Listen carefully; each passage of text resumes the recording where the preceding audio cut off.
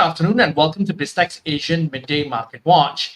It's the 29th of November and we have Kelvin Wong, Senior Market Analyst at Oanda, as our guest today. Kelvin, as always, great to have you on the show. Sure, my pleasure. Good to speak to you again, Brian. Now, Kelvin, for us, before we get your insights on market movements, let's take a look and see how the numbers look like. So we start with Bitcoin, which is just under the 38,000 mark right now. It's 37,917. It's up 2.5%. Ethereum is at 2,053. It's up 1.69%. Now, looking across to regional stock markets, we start where you're at, Kelvin. The Straits Times Index is up 0.05%.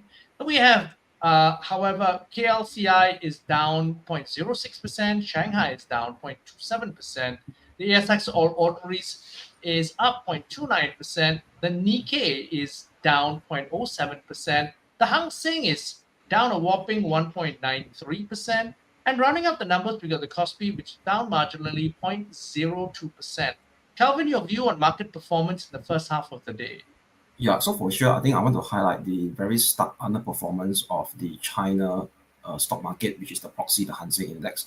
So the reason of this very lackluster performance of negative 2%, since in fact they start to underperform since late last week.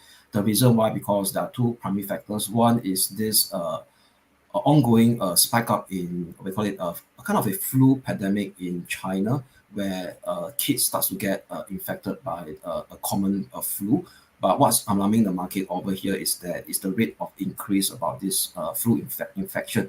So it gives rise to a kind of a potential COVID-19 resurgence, a bit of regency bias that actually creep back into the negative fear of market participant mindset that's actually driven by this kind of a sell later mentality by market participants that's driving this negative feedback loop in the China-related stock market. And on the other hand, over here is that recently, as we know that this, we call it liquidity crunch that is still persistent in the key China property developers market. So right now, the China top policymakers are actually urging banks to now start to actually give up non-secured, the key is non-secured short-term loans as a lifeline to these cash-strapped property developers.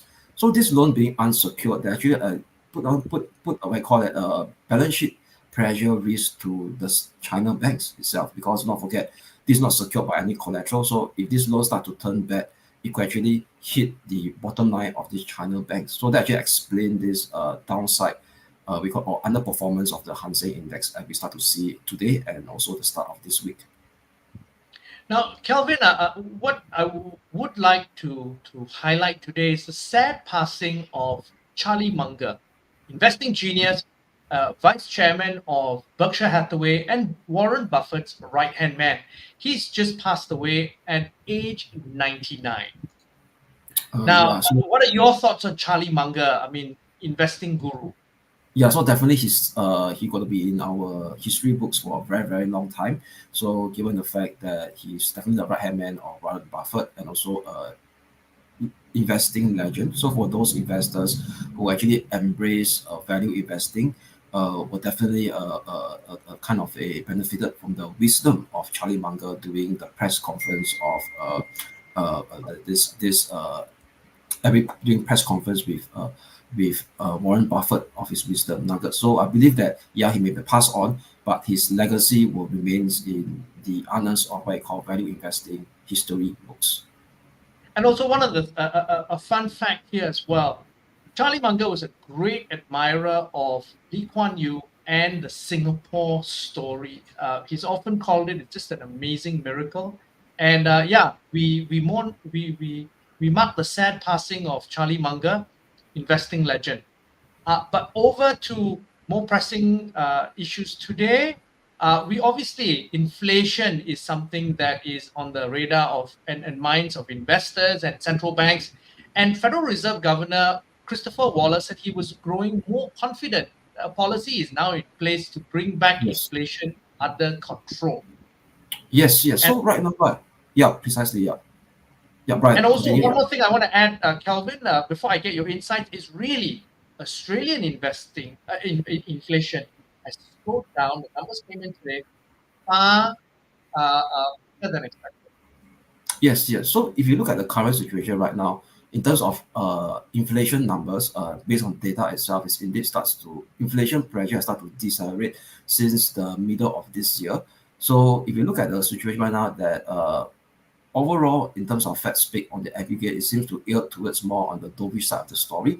So with that, we start to see a slowdown of globally, we call it deceleration of inflationary pressure in the since the second half of this year. So all in all, it actually add down to what I call an increasing expectation that the Fed pivot, that means from an interest rate hike cycle to an interest rate cut cycle to come as early as May to June next year. And even there's an increased probability about right now, based on the latest pricing on the CME Fed Watch 2, there's actually close to a chance of 40%. So that's really quite higher to come in as early as March next year.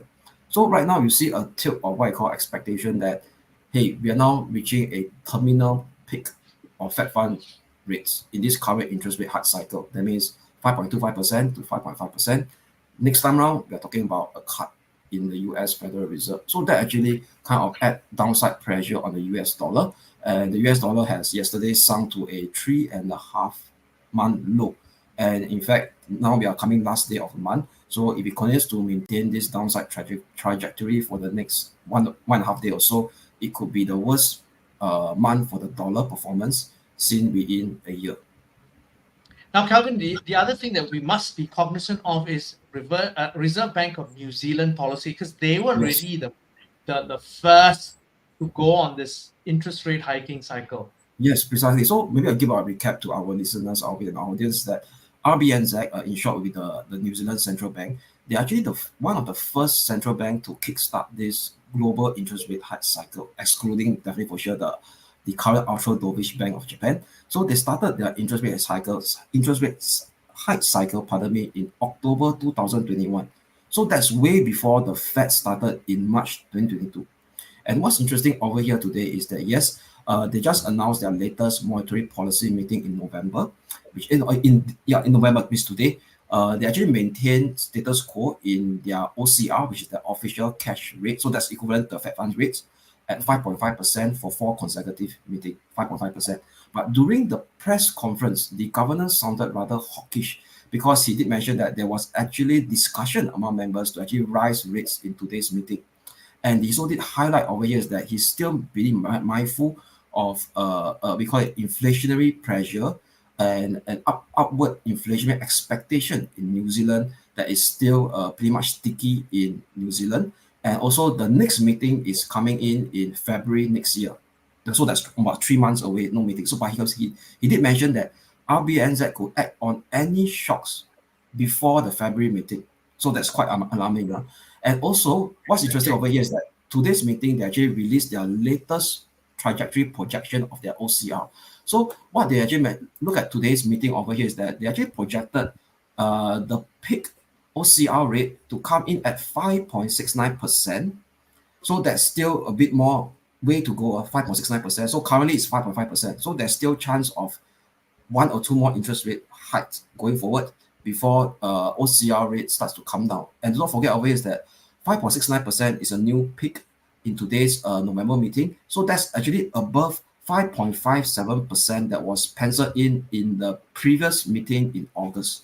So that actually kind of give a bit of what I call hawkish a persistence vibe that is still alive among RBNZ monetary policy officials. So are they seeing something that is not the market participant is seeing right now? Because if you don't forget, the market participant right now are now kind of enjoying a kind of a center cross rally. That means a risk on herding behavior. That means we're talking about lower US Treasury yield lead to lower US dollar. We actually lead to what I call potential risk on appetite, especially in long duration risk assets, especially driven by the Mega 7 US mega cap stocks.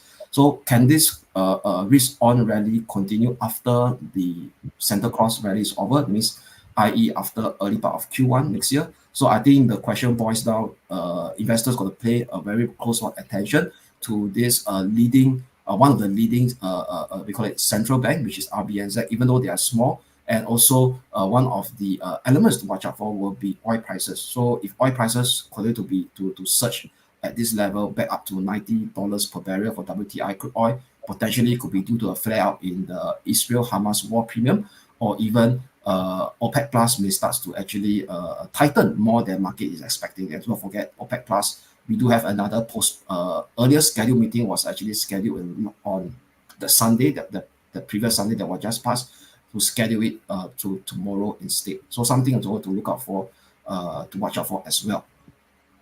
Now, Kelvin, on that note, thank you very much for your insights. Thanks for coming on the show. My pleasure, Brian. Now, we've been speaking to Kelvin Wong, a senior market analyst at Oanda, and this has been BizTech's Asian Midday Market Watch. I'm Brian Fernandez. Check out this show on our website, www.biztech.asia, as well as our syndication partners, TV stations, radio stations, and websites. Thanks a lot for tuning in.